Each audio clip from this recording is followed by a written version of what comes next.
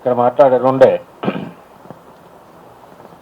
ఒకటి, ఒక 75 సంవత్సరాలు ఒక పార్టీలో రాజకీయాల్లో కొనసాగడం, 91 సంవత్సరాల జీవితంలో ఉండటం.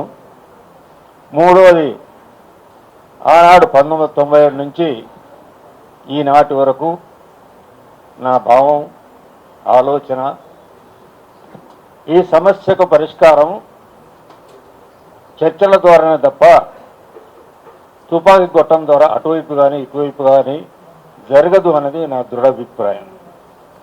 అందుకోసం ఆనాడు ప్రారంభించినప్పుడు ఆ ఉద్యమంలో పాల్గొన్నాను, జానారెడ్డి గారి నాయకులు దాంట్లో పాల్గొన్నాను. అది ఈ 3 కారణాలతోటి నేను ఇక్కడ అర్హత. శాంతి చర్చల 3ది. తర్వాత ఈ శాంతి చర్చల కమిటీది ఇదే హాల్లో ఇదే మేము ప్రారంభించిన రోజున కొద్దిమందే ఉన్నారు. ఆనాడు రకరకాల అభిప్రాయాలు వచ్చినాయి. ఎందుకంటే మనం అందరం రకరకాల అభిప్రాయాలతోటి రకరకాల ఒకటే భావం అయినప్పటికీ కూడా మార్గాలు, ఆలోచనలు కొద్ది భిన్నంగా ఉంటాయి. కానీ ఒక్క విషయంలో మాత్రం మనం అందరం ఏకాభిప్రాయం రావాలి. మనం ఇతర రాజకీయ చర్చలు చేయొద్దు. మనం ఒకే ఒక్క పాయింట్ మీద ఇరుపక్షాలు ఎవరి తప్పులేమిటి, ఎవరి ఆలోచన ఏమిటి ఆలోచించకుండా ఇరు వర్గాలు చర్చల ద్వారా ఈ సమస్యను పరిష్కరించుకోవాలని విజ్ఞప్తి చేయాలని అటు ఇటు 2 వర్గాలకు మేము ఆనాడు ఈ కమిటీని ప్రారంభించాం. ఆ తర్వాత అది దేశవ్యాప్తంగా చాలా వరకు వచ్చింది. నేను ఈ విషయాలు భారతీయ జనతా పార్టీ ప్రభుత్వం ఆలోచన గురించి నేను మాట్లాడను, అంటే దాని విధానాల గురించి, లేకపోతే సిపిఎం గురించి. ఎందుకంటే సిపిఎంతో కూడా నాకు వాళ్ళు పార్టీ బెట్ట నుంచి నా మిత్రులు, స్నేహితులు చాలామంది చచ్చిపోయిన వాళ్ళు ఉన్నారు, పెద్ద నాయకులు ఉన్నారు.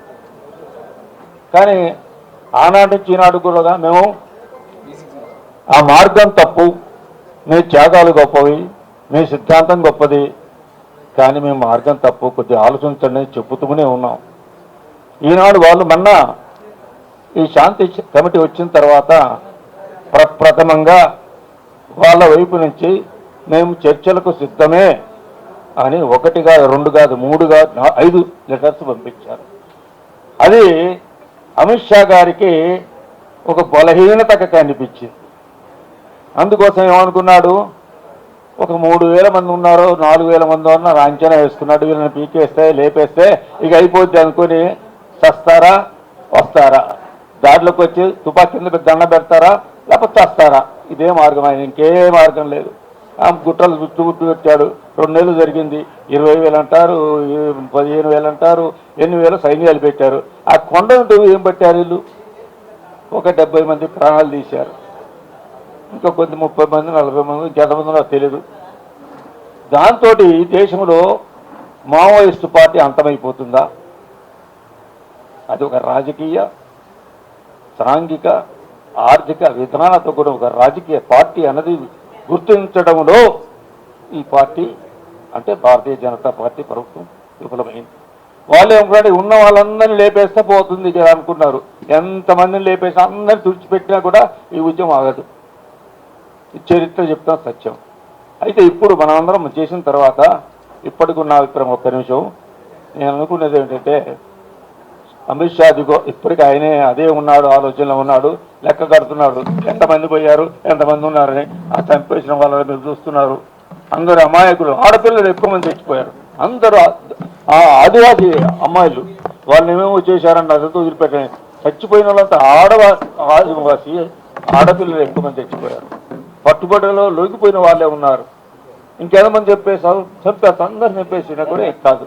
కాబట్టి ఇప్పుడు మనం సాధించింది ఏమిటంటే సమస్యను దేశవ్యాప్తం చేయగలిగాం.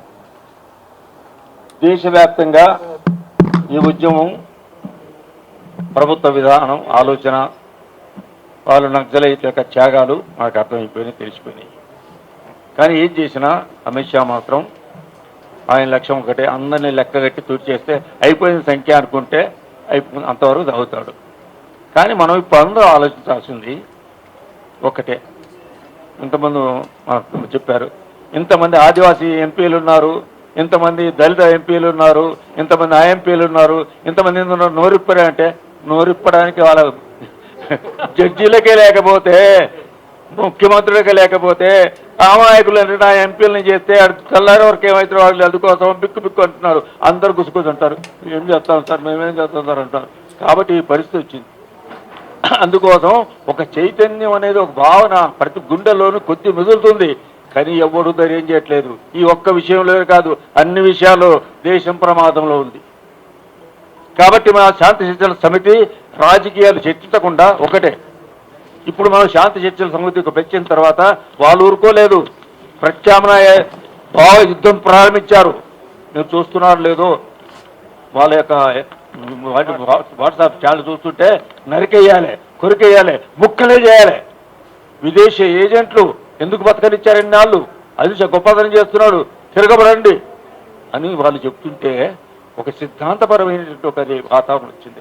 కాబట్టి మనం దాన్ని తిరిగి కొట్టాలంటే ఈ శాంతి చర్చల కమిటీ అన్ని రాజకీయ పార్టీలు, వ్యక్తులు మీకు అభిప్రాయాలు పక్కన పెట్టేసి, మిగతా మనకు అభిప్రాయాలు ఉంటాయి, మీరెందుకు లొంగిపోకూడదు, మీరెందుకు సలహా ఇవ్వకూడదు, ఇవన్నీ మనకు అక్కర్లేదు. మేము ఇద్దరు చర్చించుకోవాలంటున్నాం, చర్చిస్తారో లేదు, లేకపోతే ప్రభుత్వం యొక్క విధానాన్ని మనం ఎండగట్టడం మన లక్ష్యము.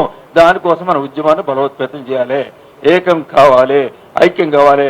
ఇక్కడ రాజకీయాలు లేవు, సిద్ధాంతాలు లేవు, అన్ని పక్కన పెడదాం, మనమంతా ఒకరిగా నిలబెడదాం. ఈ ఒక్క అంశం మీదనే మనం ఉద్యమాన్ని ముందుకు తీసుకుపోవాలని మేమందరికీ విజ్ఞప్తి చేస్తూ సెలవు.